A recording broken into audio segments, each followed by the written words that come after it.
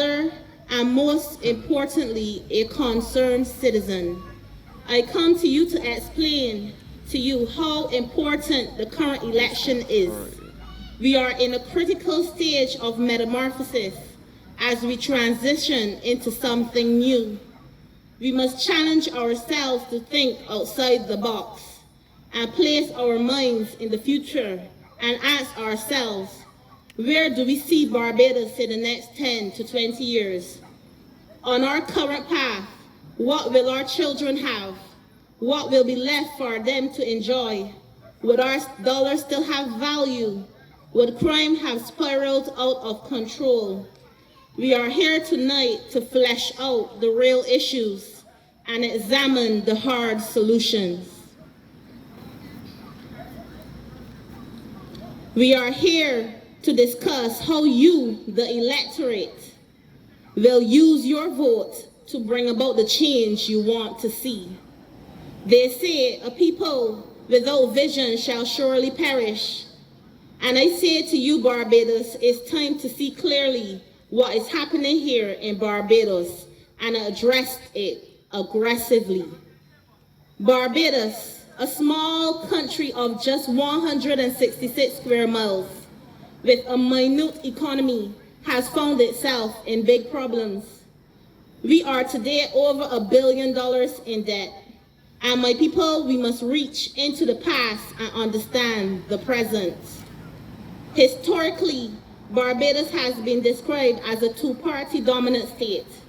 They say you must be yellow or red. From 1966 until present, we have seen the power of governance held periodically by one party or the next, but with little improvement and continuous debt.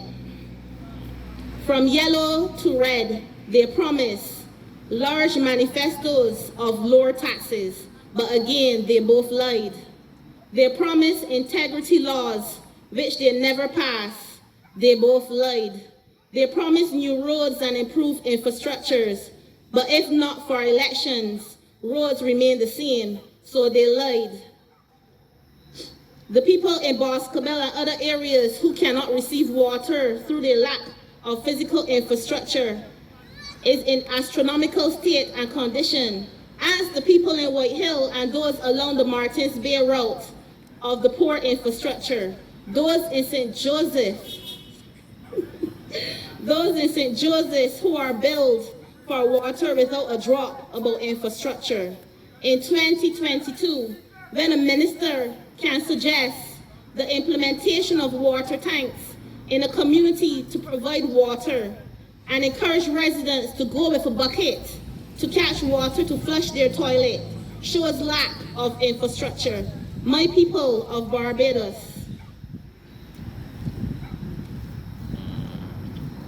the only thing guaranteed to be offered to the public by these two parties, but are not written within their manifestos, are debt and more debt. The infrastructure of Barbados, as set down in earlier times, which saw the government borrow millions for development of the port and the establishment of the airport, were worthwhile investments that merit the debt they cause. The infrastructure of roads, the sewage plant, local hotels, restaurants, schools, and tertiary institutions, the ABC Highway, all worthwhile investments that resulted in debt. However, in recent times, we, the electorate, have been handed a heavy blow as the infrastructure of our country continue to fail, while debt rise with no accountability of where the money has gone. My people, the country is sick. The country is not well. Our hospital is in need of repairs. Our schools are in need of repairs. Our roads have potholes and swimming pools. Our government has amassed more derelict buildings than the citizens of this country, paying millions in rent for private offices. Our water pipes are old. When they redid the project from Prospect to Whole Town, those pipes were rusted and more than 25 years old. And trust me, that is the condition of most pipes running across the island. People, various points of the island can't access clean water at all.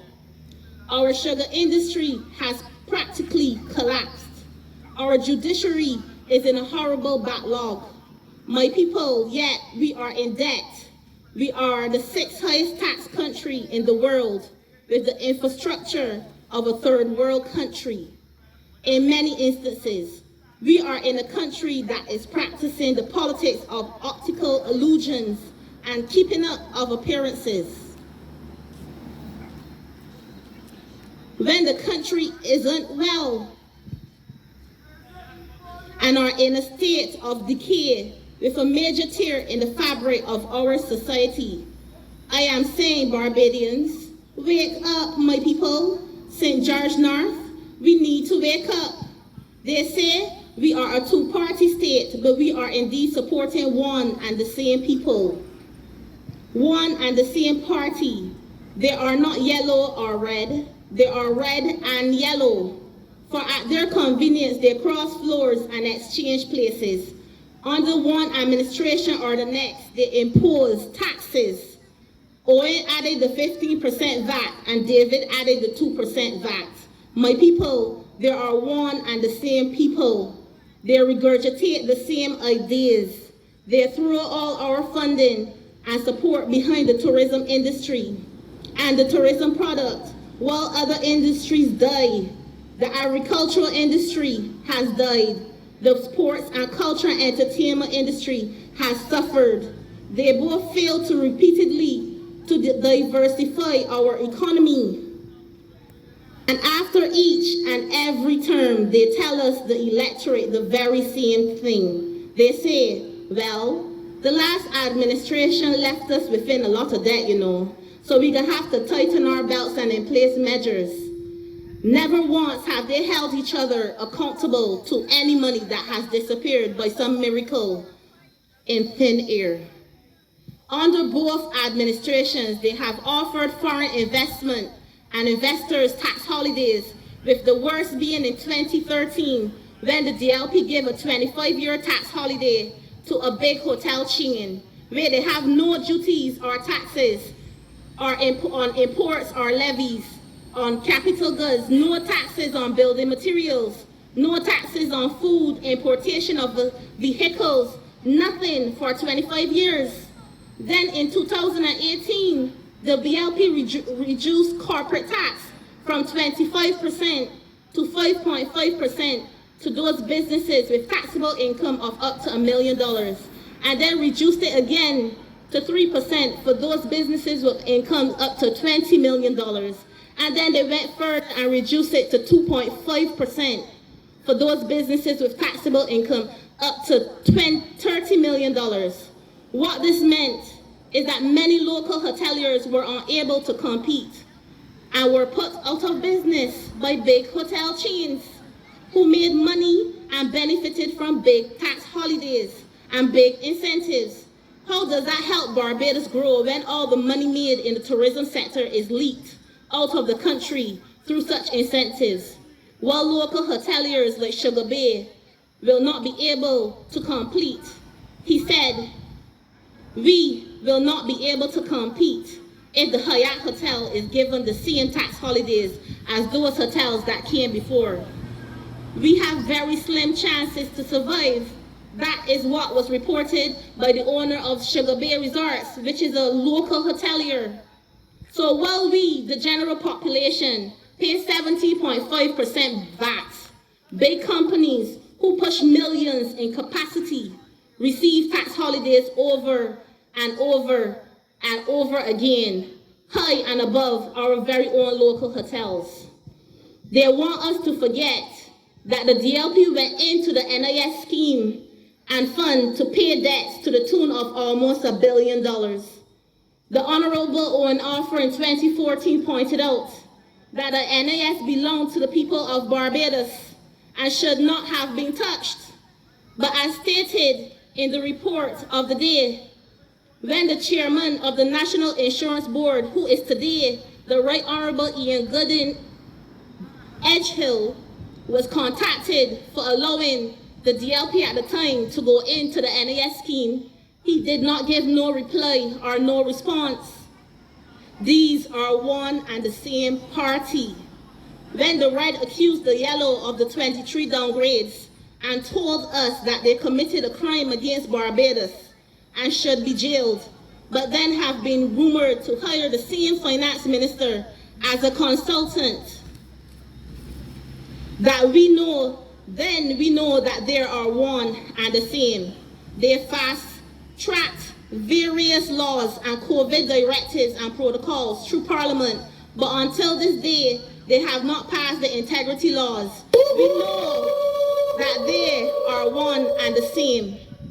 But in these elections, they act as foes, but are one and the same. For how can Richard Seeley ask the Motley administration of their plans to recapitalize the NAS fund when the DLP administration had brought it to its knees?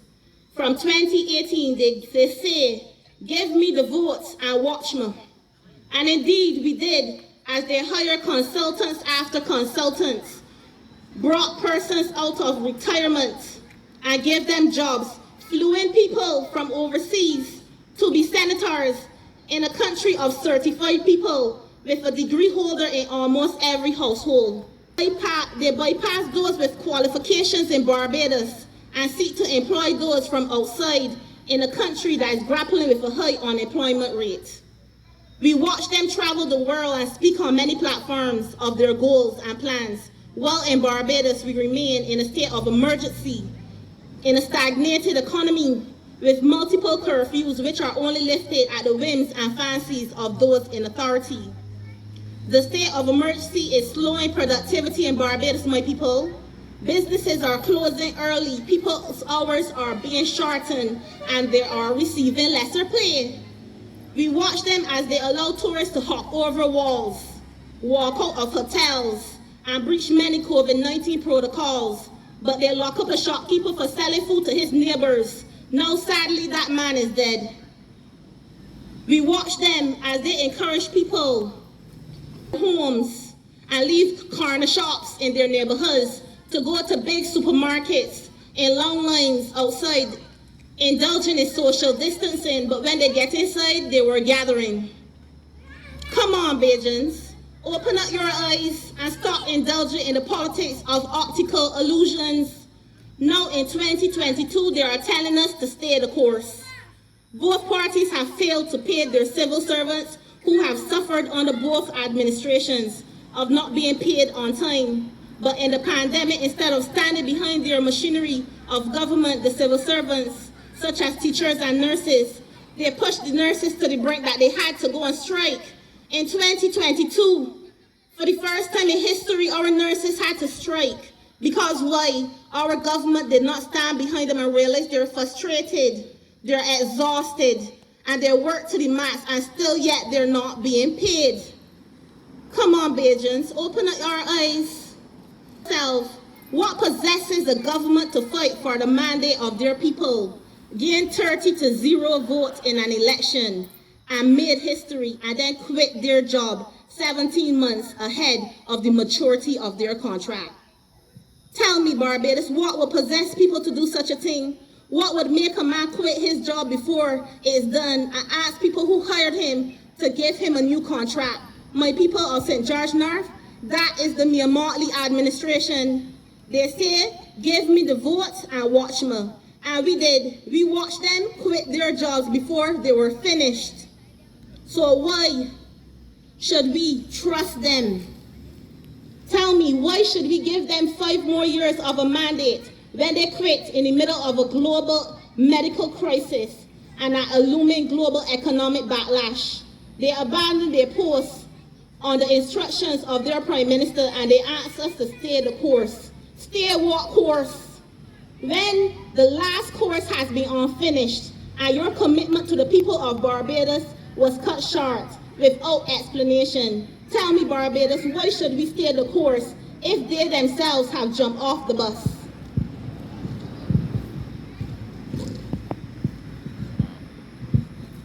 Why should we trust them to finish the next job when they have not even finished the job that they had and the task that they had at hand?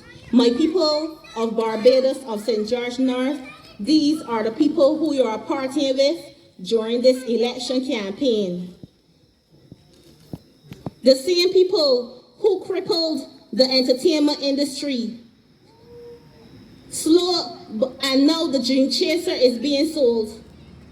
Who preach social distancing and special rules for our local entertainment and artists in the entertainment industry, and are today breaking those very same protocols, holding big rallies and big concerts. My people, we are indeed in a silly season, and the joke is on us. If we let them trick us again for a second time, we are in a silly season. We can be warned. We can be warned not to add. Oh shoot! Sorry. We are indeed in a silly season when we can be warned and not advised, but warned by the powers that be that we should not use our democratic right to vote for whoever we choose to vote for, and they say it with boldness and are unapologetic. When we can't see, we allow them to practice the politics of illusion and political optics on us, and give us a representative in St. George North who supports the lobby for the people of the union, but are drinking Kool-Aid with the big boys and girls. St. George North, you need a proper representative. You need a representative who's not going to abandon their vote, abandon their people, and abandon their mandate and quit their job before their job has come to the fruition and maturity of their contract. My people of St. George North, of Lower Estate, deserve relief from the smell of the dump. The people of St. George need more than repairs of the road only at election times. The people of St. George need more commercial areas and centers to plight their business.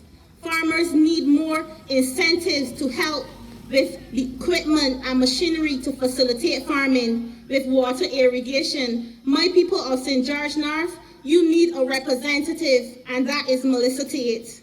I am coming before you to explain to you the dire situation we are in 2022. We can no longer practice the politics of optical illusions and let people trick us with fanfare and distractions at political rallies.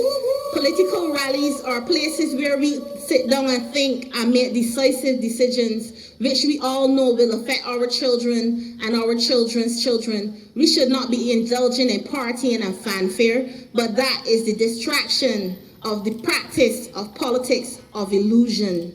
And I'm saying to you, I ask you to read my manifesto and examine it carefully, because even though they say we are not in trouble to be more than $1 billion in debt at this time, where the world has been grappling with a pandemic and many countries are struggling, for us to be $1 billion in debt, it means we're in trouble.